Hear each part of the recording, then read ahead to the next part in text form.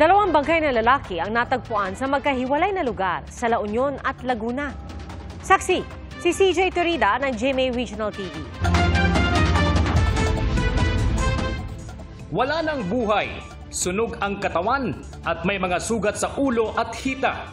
Ganyan natagpuan ng isang lalaki sa damuhang ilang metro lang ang layo sa kalsada sa barangay Quirino sa Bacnotan, La Union.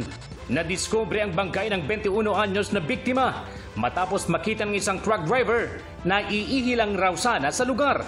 Sa investigasyon ng PNP, napagalamang taga Pazurubio, Pangasinan ang biktimang estudyante. Nagpaalam pa raw siya sa kanyang mga magulang noong Lunes na aakyat na siya sa Baguio kung saan siya nag-aaral. Pero bangkay na siyang natagpuan sa bayan ng Bacnotan kinabukasan at di pa malinaw bakit siya napadpad doon.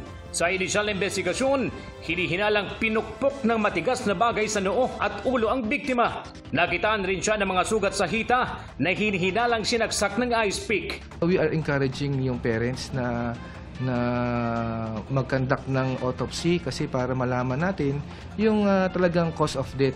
May mga sinisilip na raw na anggulo ang PNP, pero di muna sila magbibigay ng detalye habang patuloy ang investigasyon. Sinisikap ng GMA Regional TV na makuha ang pahayag ng pamilya ng biktima.